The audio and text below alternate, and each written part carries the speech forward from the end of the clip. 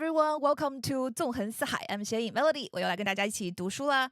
Today, I'm incredibly honored and excited to welcome a very special guest to our show. As a huge fan, I'm being deeply inspired by his work and the insights he shares. So our guest today is Morgan, author of The Psychology of Money, 金钱心理学, and same as ever, 一如既往.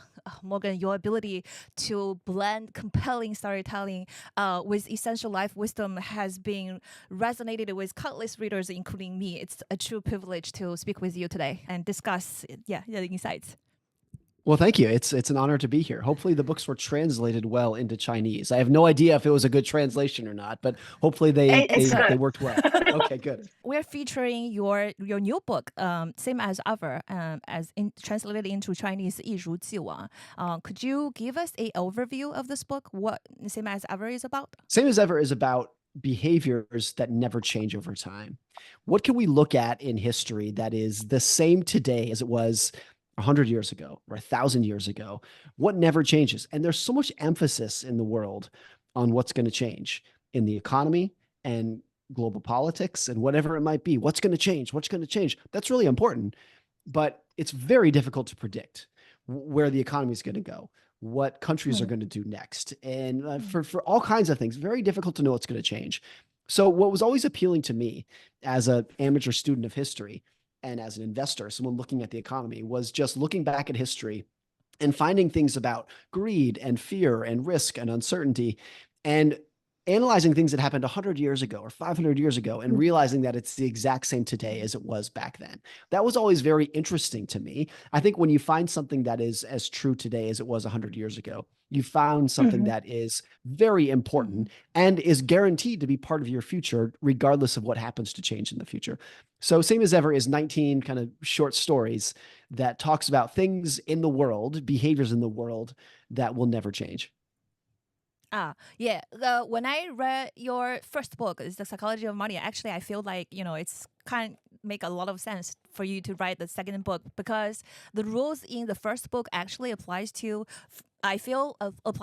life in general, not just in money. So how do you come up with the order of the books? Why do you write the first book first and then come up with the same as ever, the idea for same as ever second? I always say that I write for an audience of one, which is me. I just want to write things that I'm interested in. I call it selfish writing. I want to consider myself a very selfless person for most endeavors in life. But for writing, I want to be very selfish. I just want to write for myself.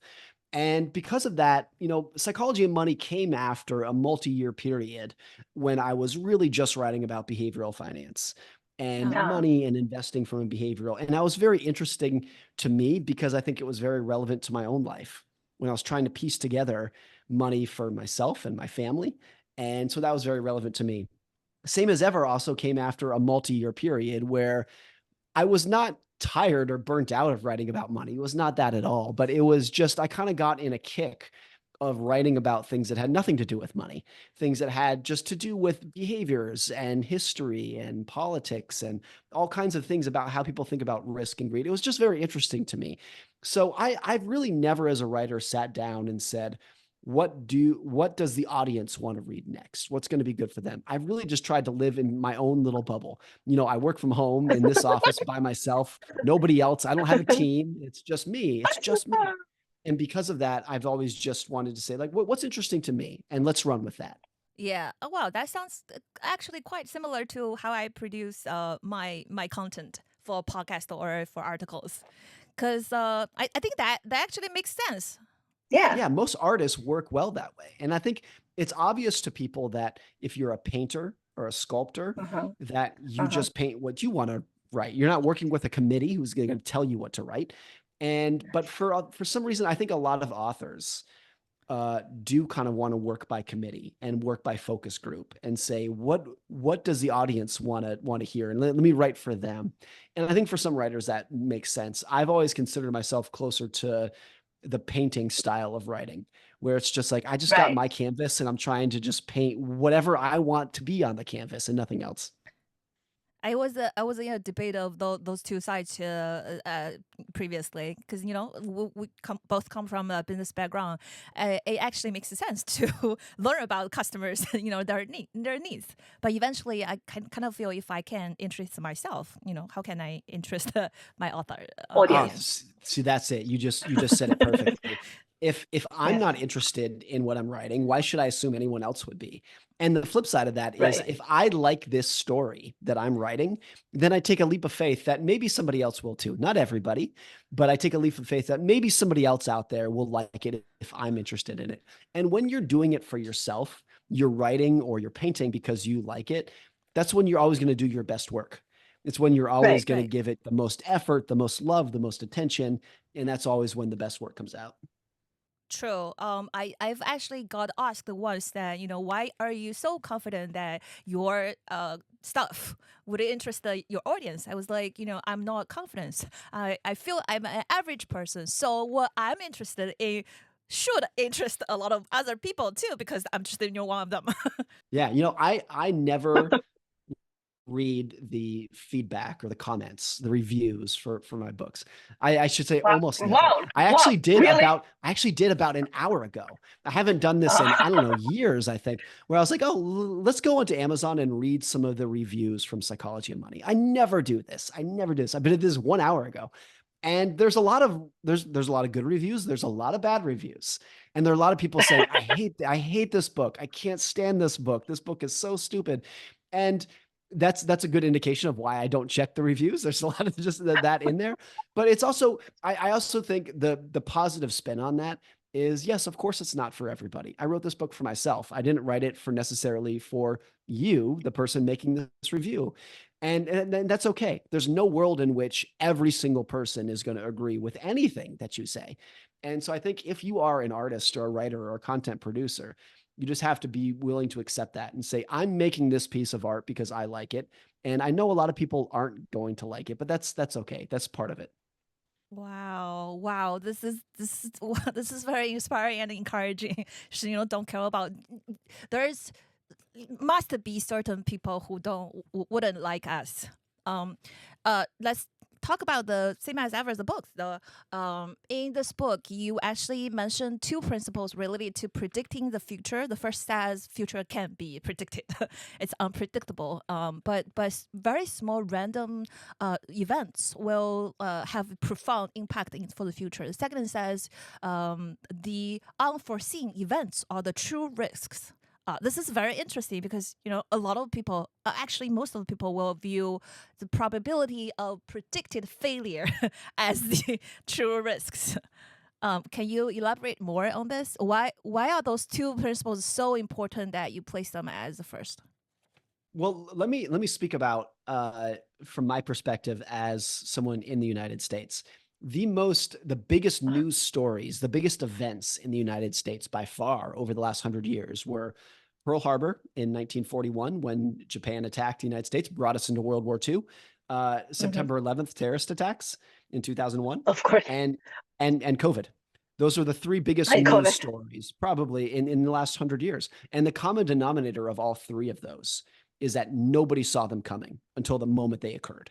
And they did tremendous damage. They reshaped society, and not a single analyst forecast saw them coming. Not a single economic outlook saw them coming. Not a single politician saw them coming. Nobody saw these coming. And they were the biggest events by far.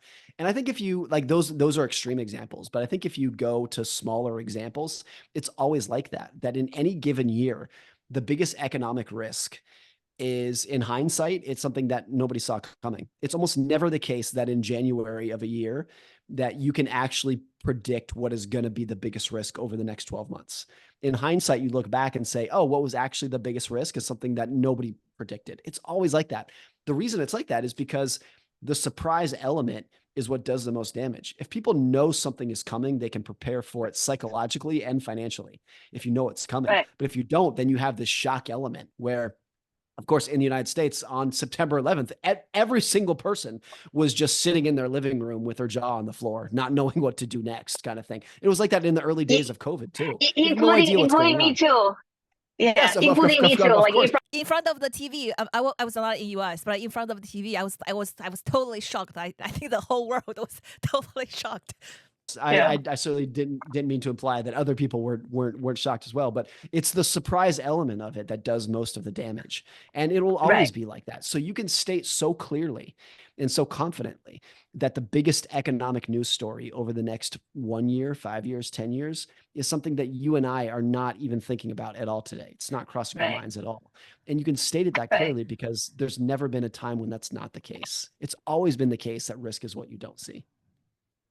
Right, but should we do? Like even events like the 2008 crisis, there were so many signs looking back. Still, like people didn't predict it happen. What should we do to prepare for that?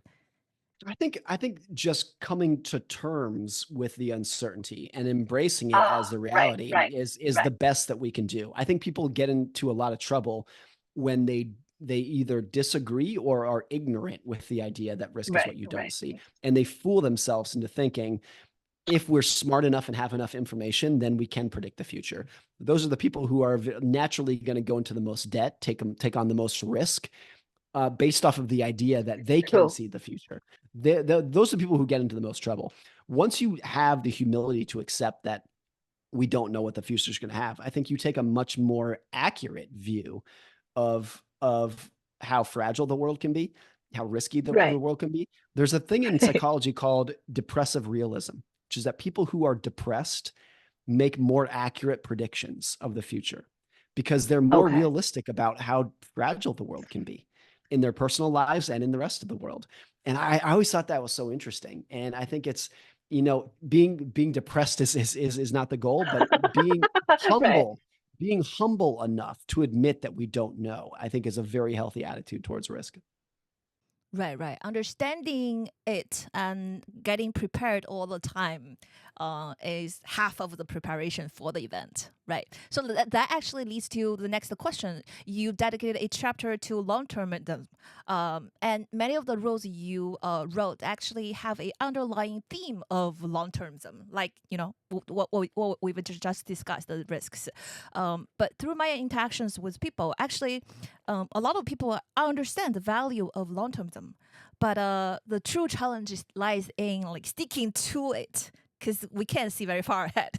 So understanding is one thing, like practicing it is another. So is there any habits? Is there any recommendations we can like stick to this value? I think it's one important point here is that it's often hard to tell the difference between patience and stubbornness.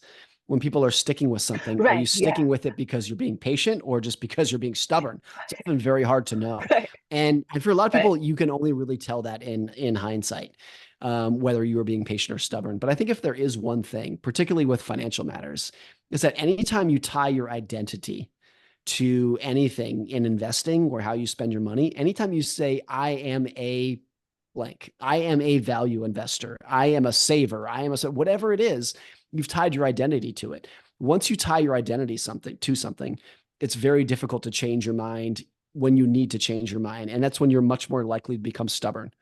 So look, I have strong beliefs in lots of areas in life, but I want to think at least that when I need to, I can change my mind because it's not tied to my identity. It's not who I am. I don't say I am a this or that when it comes to financial matters. I just want to use money as a tool to live a better life. I'm not trying to have a tribal affiliation with certain investing strategies or whatnot. I think that's when you're much more likely to become stubborn. Wow, that's very inspiring. Right, yes. But so like you also said invest optimistically and save pessimistically is the best financial plan. But that involves two outlooks. I find it very challenging to switch between the two outlooks. Like it's challenging to resist the influence of other people. When others panic, I panic. I told myself no, don't, but I panic. When others confidence is inflated, mine is inflated too. So how do we? How is there anything that we can keep ourselves in track? Any spending habits or any recommendations that we can just always choose the right outlook? I think the idea of investing like an optimist but saving like a pessimist it's really just based off of this idea that if you're a student of history, you should be optimistic on where humanity is going over the next 20, 30, 50 years.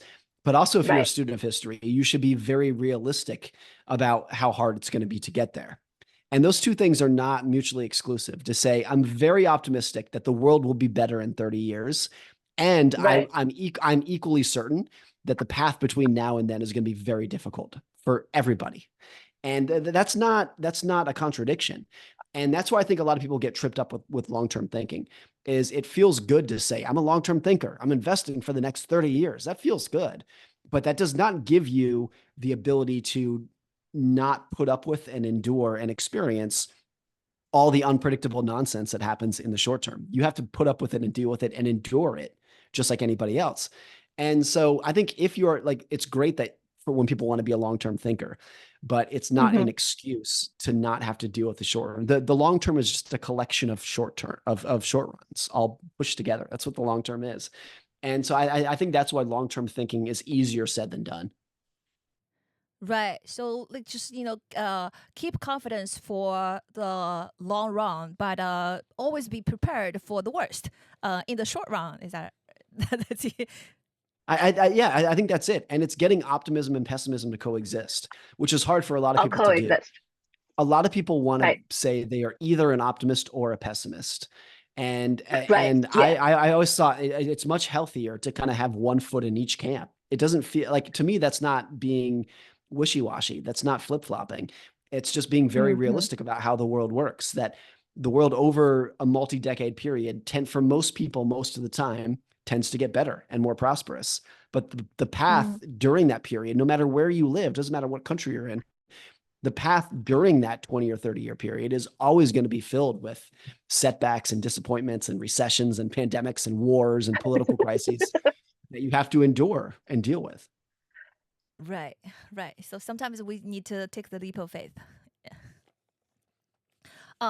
Right. So in your book, you also talked about how today's economic model like leads to three things: having money, having wealth, flaunting wealth, and envying other people's wealth.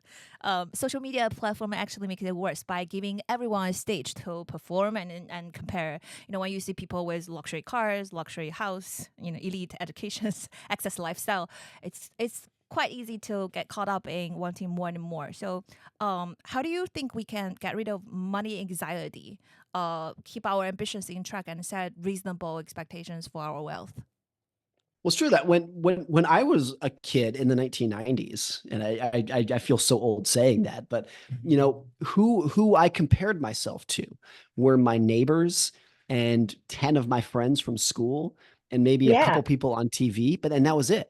That was who I compared myself to, a very small group of people. And most of those people were just like me. And now with social media, everyone is comparing themselves to a curated fake highlight reel where everyone is giving you like this false sense of how happy they are and how rich they are and how beautiful they are. And the smartest minds of our generations are working at the social media companies to create these algorithms that just that makes you feel anxious, makes you feel like everyone else is happier and prettier and richer than you. And so I think it is literally 1,000 times harder to keep your expectations in check today than it was when I was a kid, when I was a teenager. And it was hard enough back then when I was dealing with it. It was hard back then. And it is so much harder now. I think if there's any just very basic advice, and this might sound trite, but you have to understand that what you're seeing on your phone is not the real world, that the screen you have in front of you is not a good representation of how the world actually works. And if you want to see how the world actually works, you need to get out in the real world and see people in real life and talk to people in real life. And it is so stark. I'm sure everyone can relate to this, that when I go to an airport or a mall and I'm seeing real people out in the world, it does not look like my feed on Instagram. You realize that the real world is not that what's on your phone is not a representation of the real world. And that's a very healthy observation. So I think the more time you spend in the real world with your phone away, talking to real people, observing real people, the easier it is to get a better sense of like, of what's actually out there in the real world. And it's so difficult to do. I spend a lot of my day scrolling social media. I'm as susceptible Yeah. to it to anybody else.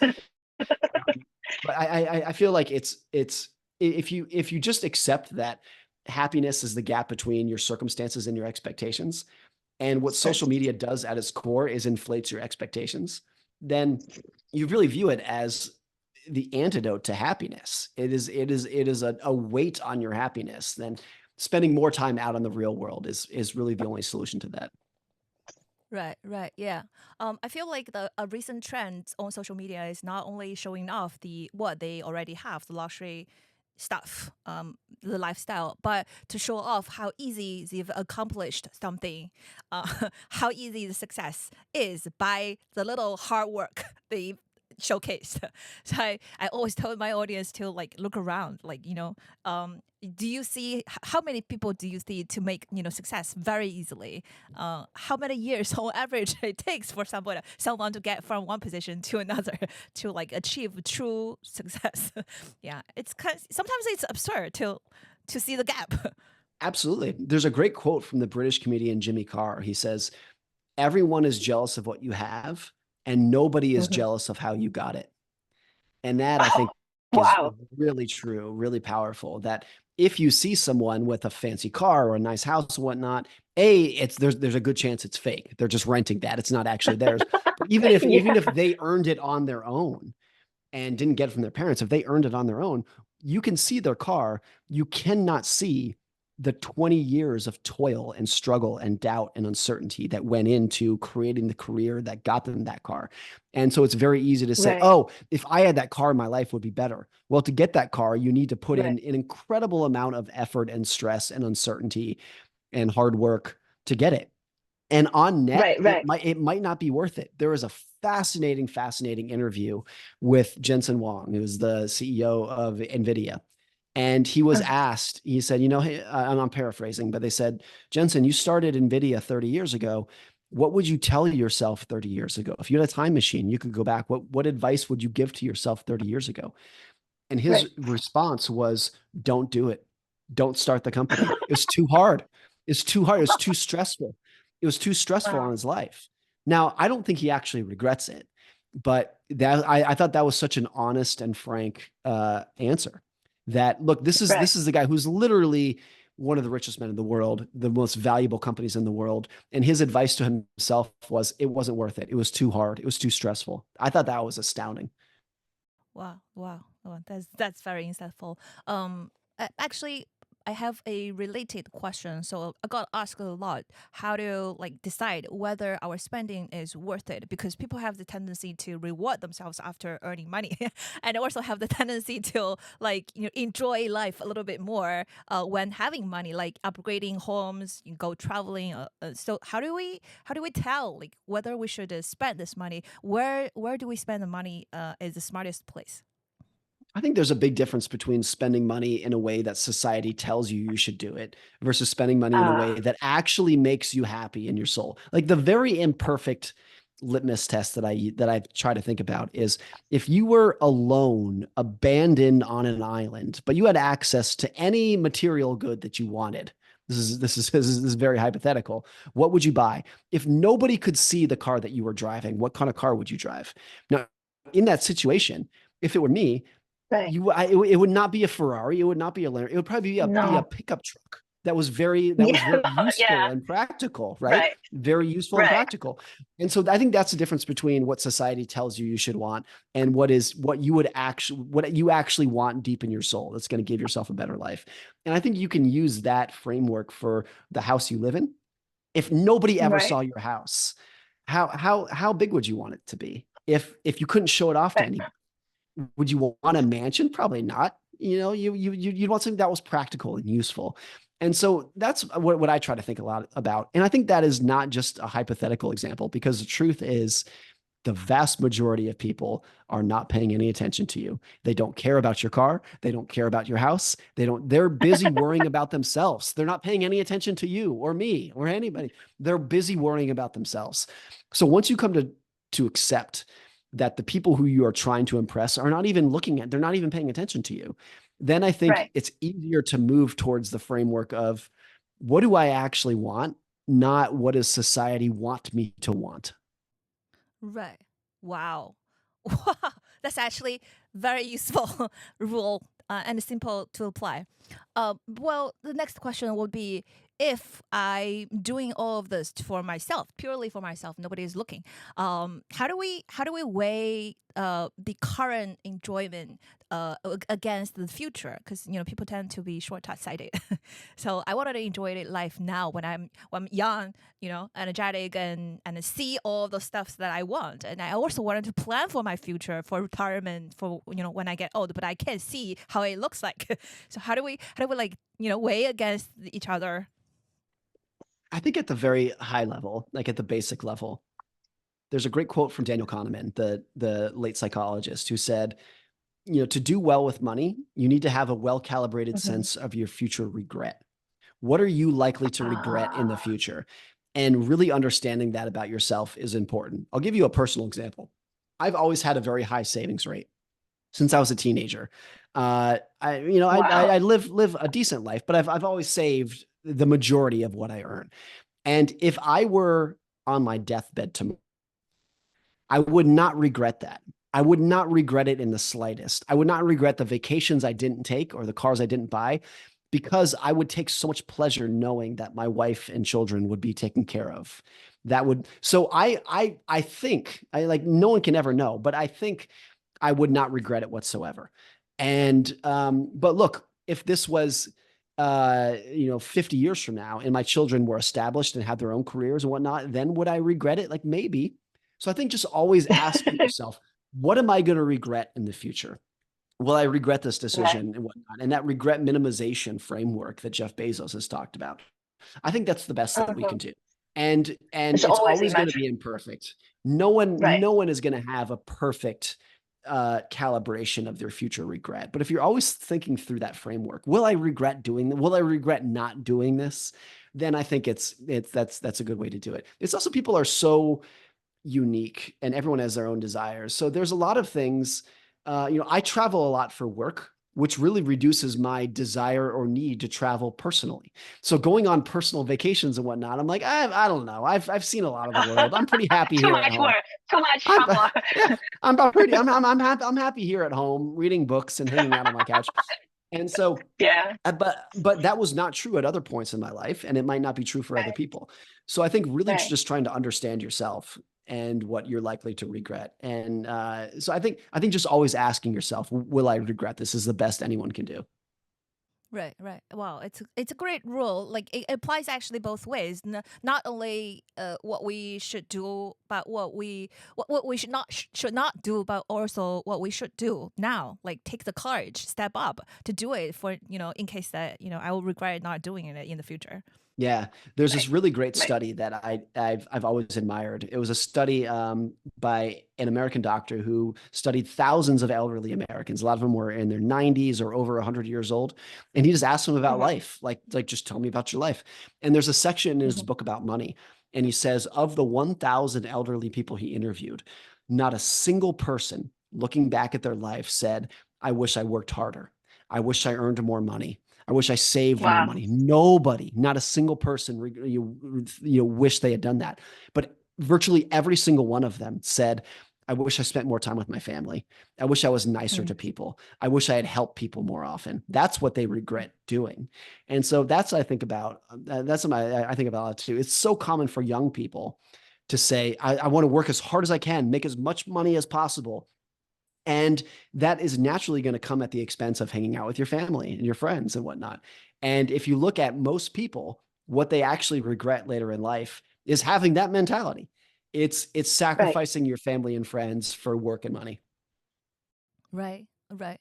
So that actually leads to the attitude of you're being grateful and my next question, I actually had a recent debate with my friends about like who's the happiest class. My friend said the middle class people are the worst. They suffer from all the burdens of supporting outlay, supporting elite education for their kids, or a lot of stuff, but not earning enough to alleviate all the burdens. I hold the opposite view. I was like, middle class person avoid the pain of lacking money, also avoid the pain of great money, because unwanted attention, extortion, lack of privacy, etc., etc. So, what do you think? Who's the happiest person?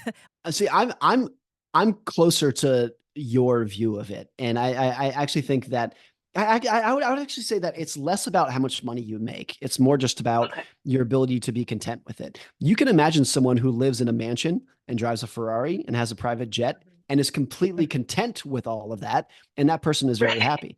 You can also imagine someone who has the mansion and the Ferrari and wants more so badly. They wake up every morning thinking, God, if only I had another private jet, another mansion. That person is going to be miserable. And sometimes I think about my grandmother-in-law, my wife's grandmother, who passed away a couple years ago. She was not wealthy at all. She was poor. She was on the verge of poverty. And she was one of the happiest people you'll ever meet because she was content. She was perfectly happy and content working in her garden and reading books and watching TV and going for walks, totally content with that. And she was happier than I think any of the billionaires that I've met, because a lot of the billionaires out there, the reason they're so successful is because they're never content. That's why they're successful. And it's also why a lot of them are not happy at all. So I think a lot of people with money, they think they're trying to chase happiness. How can I use money to make me happier? And that seems like a noble goal. But I think the emotion that you actually want to chase is contentedness. It's just getting to a spot in your life where it's like, I'm just happy with what I have right now. I don't need anything else. If I get something else bigger or nicer, that's great. That's a bonus. But I'm very content with what I have right now. Once you view that as the goal, like that's actually the emotion that you want, then it's easier to try to foster that in your own life and constantly not ask, what could I buy that would make me happier, but just trying to ask, like, how can I get to a spot in my life where I'm comfortable so that I can actually seek the actual nirvana, which is just being content. Right. Do you think that actually money sometimes get in the way of for people to get content with life? Because what I observed is very similar to what you have observed. That people who don't have a lot of money actually are happier in general, because they're in pursuit of life, and friendship, and time with families and their hobbies, have a more balanced life, and less anxious. I think it would be clearly wrong to say that more money makes you unhappy. Happier. That would clearly be wrong. But I think more money can make your life more complicated, and complication can make you unhappy. And that's true for a lot of people. If you have 2 homes and 7 cars and 4 nannies, your life is complicated. So complicated. It's a very complicated thing.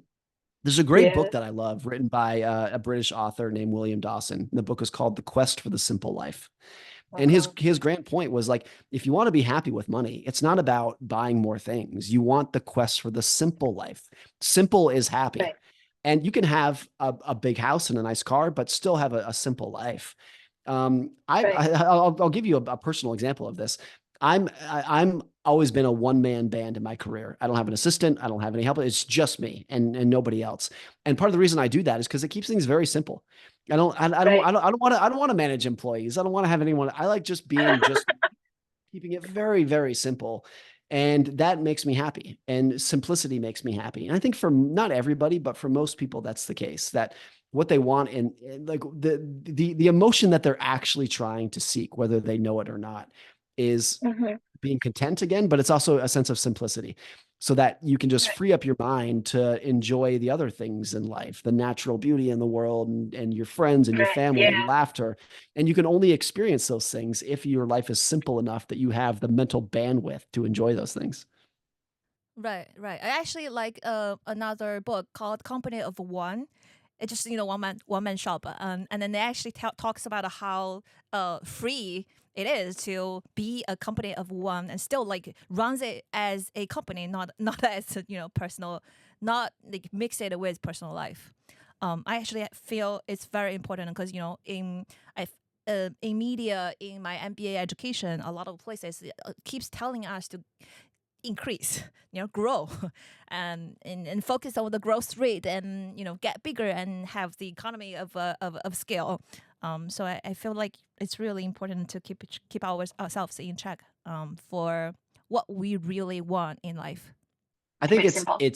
it's really depends on what your career is too. I think for what Right. you and I do, it's much closer to an art. And I think if you're an Right. artist, you should be a business of one. Right. Now, if you're running a technology company or a manufacturing company, then you need to have a team. But I think for a lot of people, having a business of one, it's very liberating and it's very simple. Right. Right. So I understand that you have two kids, right? And you've been teaching your kids about lessons on finance, like the value of money and how to make profound financial decisions. At what age do you think we should start teaching kids about how to make financial decisions about money? So my kids are 5 and 8, so they're Okay. young, and my wife and I have really not sat them down and taught them a lot about money. And part of that is Right. intentional because I think the more you try to force lessons down your kids' throats, the more they're just going to rebel and say, I don't want anything to do with that. And I actually think the best way to Right. teach them is to lead by Mhm. example. It's just to not to Oh, sit them down and say, I want you to learn this and I want you to learn that. It's just to try to have good behavior myself and realize that whether you know right. it or not, your kids are watching you and they are taking mental notes of what you're doing. They're forming a base by watching what you do. There's a lot of evidence in the United States that you gain most of your political beliefs. They're very heavily correlated to your father's political beliefs. And what's interesting about these studies is that most people will say the father did not sit their kids down and say, here's why you should be a Democrat. Here's why you should be able to vote for Donald Trump. They don't actually do that. But the kids pick it up just casually by listening to what their parents are saying at the dinner table, watching what their parents are watching on TV. And I think that's really true for Right. money too. That even if you don't need to sit your kids down and say, let me teach you about money and investing. They're watching you. They're listening. Every time that you say we can't afford this, every time that you say, oh, we're definitely going to buy that and whatnot, they're making a mental framework of how it all works. So Right. maybe when my kids are older, I'll actually sit them down and try to teach them things. Maybe they might actually read the books that I've written, maybe. But I think the best that I can do, the strategy right now, is to just try to lead by example. I think that's the best you can do. Right. Right. Right. Right, exactly. I feel a lot of my audience are, as parents, are very anxious about what they should do to their kids. They always keep asking me, although I don't have any kids yet, but they ask me for books recommended for parenting. I was like, I feel like from my own personal experience, setting examples is the what parents can do easily for their kids. Right. It's not a book, but I heard this great story by my friend Chris Davis Mhm. recently. Chris Davis, Mhm. his grandfather is one of the most successful investors of all time. He was a billionaire. And Right. when Chris was a kid, his grandparents would give him and his siblings no money whatsoever. It was, you have to work for it. This is our money. You have to work for it. So much so that when they went Right. skiing, when they went to a ski resort, his grandfather would say, I'm not going to buy you a lift ticket. You have to walk up the hill with your skis. And his grandfather did this to try to instill hard work and dignity in the kids. And Chris said it completely backfired. It just created Right. resentment. It, Right. it, it just made him resent his grandfather. I thought that was really telling. That I think a lot of parents want to be very strict with money with their kids and say, I'm going to make you learn the values of hard work. And that is a noble thing to do. But for a lot of kids, it just leads to resentment. And someone else said recently, something I thought that was really important. They said, it's very difficult to live a different lifestyle as a parent than your children are living. So if you as a parent Mhm. say, I'm going to fly first class, but you, the Mhm. children, you have to fly in the back of the plane, it just doesn't work. It just leads to resentment. So I think you as a Right. parent have to pick a lifestyle that your child is also good is also going to live. And I think that's if you are a parent of means, if you have some money, I think that's a really important decision to make.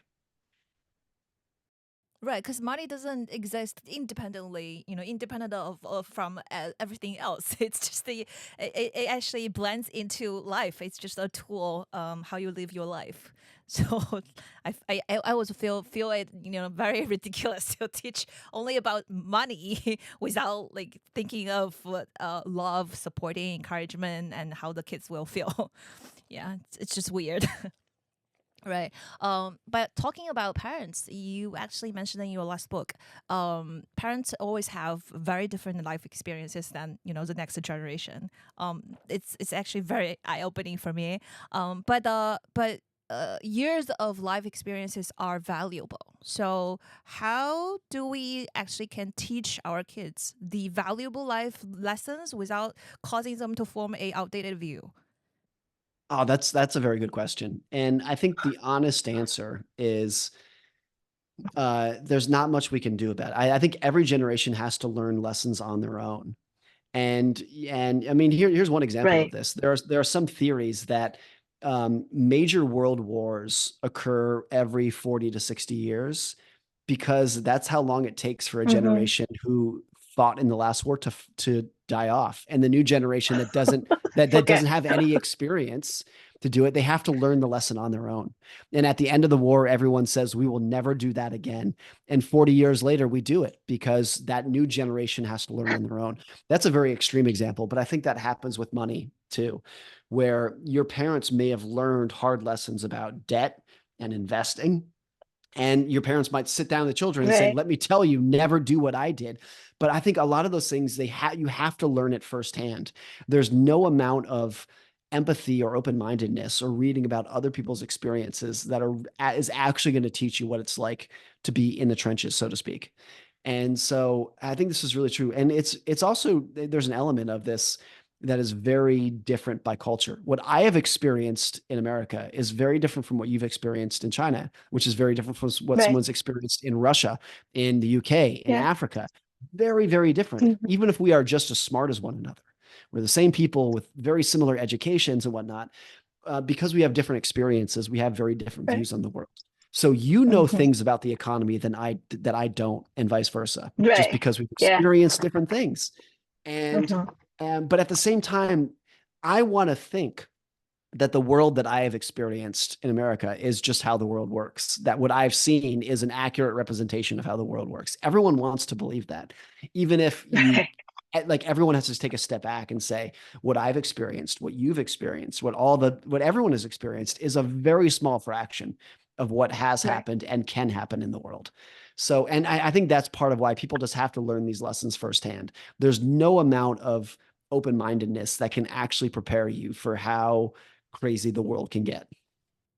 Right. So the best lesson the parent can give kids is to teach them how to be flexible, adaptable, and learn fast. That's exactly it. Just learning how to be resilient for whatever might come your way. That's one of the universal skills that no matter where you're from or what Right. generation you're from is going to be very valuable to you. Right. Okay, so let's talk about bigger kids, college students, because I got asked a lot by college students whether they should spend time earning money, get a part-time job to get practical financial experiences as early as possible, or they should spend time on activities, broaden their views, traveling, try out all the stuff they're interested in because they're not yet responsible for supporting themselves. Probably the last chance, last opportunity for them to go out so freely. What's your view on this? How should they decide? I think it so depends on the person. I'll tell you my own experience. Okay. Obviously, in the United States, most people start college at age 18. When I was 18, I had no idea what I wanted to do in life. Zero. Right. So going to college would have been a complete waste of time for me because I had no clue what I wanted to do. And so I started college when I was 21. And those 3 years where most people would have been in college and I was out I was working and doing a bunch of hanging out with friends and whatnot. Those are probably the three most valuable years of my life where I figured out what I Wow. wanted to do. And by the time I did start college at age 21, 3 years late, so to speak, I had a pretty good sense of what I wanted to do. I was really interested in Hmm. finance and investing, and I had no clue Hmm. that I would have wanted to do that at age 18. So look, for me personally, and I didn't know it at the time. It's only in hindsight that I realized how powerful those 3 years were. But it's true that you're going to get the most out of college if you have a good sense of how the real world works and who you are as a person. And a lot of 18-year-olds don't. So I can't think of anyone who I've met who took those gap years, who went out and got experiences before they went to college, who ended up regretting it. I can't think of a single person who regretted it. And I can think of a lot of people, including myself, for whom it was the most valuable experience of their life. Did you know what to do, what you wanted to do before you taking the gap years? No, I had absolutely no idea. I didn't even think about it. Really, it was not. It was on my mind when I was 19. If you met me and you said, "What do you want to do when you grow up?" I don't know. I have no idea. I have no clue, and I really didn't have any ambition either. It's not like I was anxious to figure it out. It was just really not part of my personality. But I kind of stumbled haphazardly across investing. Right. And that just instantly, like very, very quickly, it was like, this is what I love. This is what I'm interested in. And once Mhm. you find that passion, then by the time I went to school at age 19, I had no ambition. I had no motivation. By the time I started school 2 years later, I was like, this is my mindset at the time. I was like, I'm going to become the best investor in the world. I had so much ambition. Of course, Right. my career went different ways beyond that. But once Future you is find what you love, unpredictable. yes, but once you find what you love, that's when you're actually going to be ambitious and hardworking towards getting that goal. Right, right. Yeah. I actually got asked a lot by college students how they should utilize best of their gap year, avoiding wasting time. Did you ever feel anxious about wasting the time of the gap year? Not really, and I didn't travel much. I was working full time. Right. But I think you know, what was important for me at the time, this is not advice. It's just looking back at what happened for me. I Right. was Yeah. 19 and all of my coworkers were 40. And I think because of that, it forced me to grow up very quickly because I was not hanging Ah. out with other 19-year-olds and being, doing dumb things that 19-year-olds do. I was hanging out with grown adults. And because of that, I think I Mhm. grew up quickly in that environment. And that was very helpful for me. Now, that's Mhm. not advice for other people. It's just kind of looking back what worked. But I was still very sheltered and in a bubble and had not really done any traveling, didn't had no clue how the world worked outside of my own little bubble. But I just got to spend a lot of time just exploring. And I like to read, and that helped me a lot. And I was doing a lot of reading, and it wasn't until I started reading about investing that it was like, oh, that's what I want to do. And because I was hanging out with people who are older than me, I think it was very Right. easy for me to start thinking about like, oh, I need a career so I can buy a house and save for retirement because that's what everyone else around me was doing. Right, right. Wow. So then talk about the knowledges we pick up from practice and then pick up from books or academically. I feel a lot of people who didn't major in business or finance actually sometimes lack the business knowledge or investing knowledge to manage their careers or manage their personal financials. And then, what do you recommend any books when they wanted to self study, restart their education, their own education, own finance and business? Are there any books you can recommend, or where should we start? Well, I would be very self-serving and say my books, but I won't do that. Of I mean, course. Of course. here's one point that I would make. There's no better teacher than real world experience. And when I Right. did start investing at age 19, I made every Mhm. mistake you can possibly make. I started day trading penny stocks and lost a lot of money doing that. And then I started, picking individual stocks and lost money doing that. I don't regret that at all. And I'm actually very proud of myself that I learned quickly from those mistakes and realized the errors of my ways and moved on. That was very helpful. But I also would never have learned about those things unless I did it firsthand. So reading is Right. great, but it's only going to scratch the surface of your ultimate education, which is going to be firsthand experience. So if you're interested in Right. investing, I would recommend you start doing it and just jump in the pool and start doing it. And that's Right. true for like no matter what you want to do. You want to be an artist, you want to work in a factory, like whatever it would be. There's no substitute for Right. that real world experience. That's where you're going to get all of your learning done. True. Action-based learning. Yeah. So you're such a great storyteller. The same case when told by you becomes particularly vivid and easy to remember and very interesting. You even wrote in Same as Ever, 一如既往 the book, a chapter about good stories always wins. Can you share some tips for storytelling? I feel it's so important a skill in life and in career. Well, a lot of it as a writer was for me saying, I need to keep the reader's attention or else they're going to be gone. It's very competitive to be a writer. There's a lot of things to write out there. And if you're not keeping people's attention, they're out. And for me, it was like, okay, so I just need to tell good stories. I don't want to just put information in people's faces. I need to tell them a story that they're going to find interesting. It's going to catch their attention. And it was also for me as a writer, back to being a selfish writer and just wanting to write myself. It was just more fun. It was a lot more fun for me to tell a story than to just talk about charts and data and numbers. And I think if there is anything to keep in mind about storytelling, it's two things. And this is not even if you're just like a writer or an author. If you're just writing an email to your coworkers, I think this will be helpful. One is people are very impatient. So make your point and get out of their way. However impatient you think they are, they're 10 times more impatient. And most bad writing is just excessive writing. And most very good writing is just to the point. It's just, what's your point? Tell me your point and then stop. That's what most good writing is. And I think if you can tell a story about things, like what stories do is they are leverage on facts.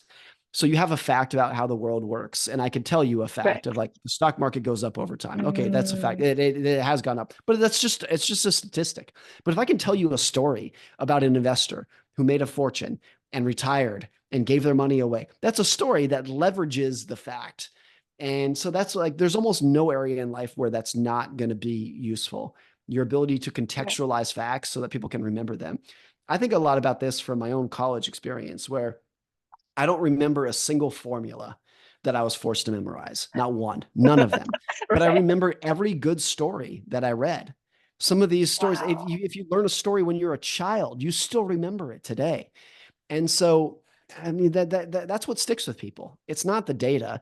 It's just, it's the stories that they will always remember. And if you think about your favorite books in life, by and large, it's not data and facts that you remember. You remember a good story. You remember a good sentence. You remember a very well-written sentence that just stuck with you. And so I think if you keep in mind how impatient people are and keep in mind that stories are leverage on facts, it's a much, like no matter how you are communicating in the world, that's going to be helpful. All right. So you are a person with strong beliefs, and then you always, or most of the time, can stick to what you believe. How can we, like you, establish our own life principles and have such a firm core? I like the idea. I forget who came up with the idea of strong beliefs weakly held, which is the idea that, yes, I have a lot of strong beliefs about the world, about investing, about religion, about politics, about lots of things. But but you need to match that with the humility of maybe I just believe those things because they make sense given the life that I've lived. So you always have to ask yourself, do I believe this thing because it's true? Or do I believe it because it's the closest representation to the life that I've happened to live? And once you have that humility, I think it makes it easier to adapt and evolve rather than just become too dogmatic on certain beliefs. And I think the people who are the most dogmatic about their beliefs are people who think that what they have seen in the world is all that's ever existed in the world. And that there are not other people who've had very different experiences, different beliefs and whatnot. I actually think, one of the biggest flaws that the United States has done in the last 100 years is the belief that our political system and our beliefs are what everyone else should want. And I think it's been done in a well-meaning way most of the time, at least. But I think just using that as a high-level example of you should never assume that what works for you and that you want is what other people are going to want. And I actually think it's a deep sign of immaturity to assume that because I like something, you should too, or because this didn't work for me, it's not going to work for you either. And I think once you have that humility, it becomes easier to become more adaptable in those beliefs. I feel like it's important for people to understand that humility and confidence can coexist. Just like, what we discussed before, the two different outlooks can coexist. Right? Because being humble doesn't mean that you don't have your own strong opinion. The opposite also stands. Yes, I think, yeah. So back to, I have strong beliefs about religion, politics, and the economy, but I try not to assume that because I believe that you should too. That's where you have to make, that's where you have to go away from it. And I think it's really important to accept that people who make very different decisions than you are not necessarily wrong. They've just seen a different part of the world than you have. That's hard to come to terms with, but I think it's very important in life. Right. All right. So we're coming to the last question. If readers could take away just one lesson from your new book, same as ever, 一如既往, which one would you want it to be? I think maybe the first chapter, the idea of hanging by a thread, the fact that the world can change very quickly in dramatic ways based off of tiny little know-nothing events. And that is a very humbling thing to think about. I hope to be alive for another 50 years, and it is guaranteed that over the next 50 years, the world is going to change in very unpredictable, very dramatic ways.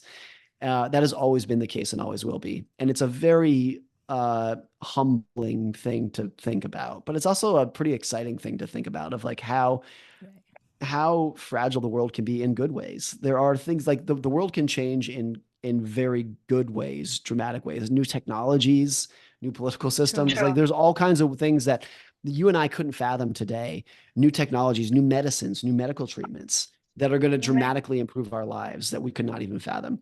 Coming to terms with how fragile the world is both scary and both very inspiring. Right. Thank you so much, Morgan, for sharing your valuable insights with us today. It's been a pleasure discussing all those financial tips, life wisdom, how to teach kids, how to talk with college students. For everyone listening, I highly recommend everyone picking up a copy of The Psychology of Money, 金钱心理学, and same as ever to delve deeper into Morgan's wisdom. Morgan, we appreciate your time and look forward to seeing more of your work in the future. Thanks again for joining us today. Thanks so much. I appreciate it. This has been fun.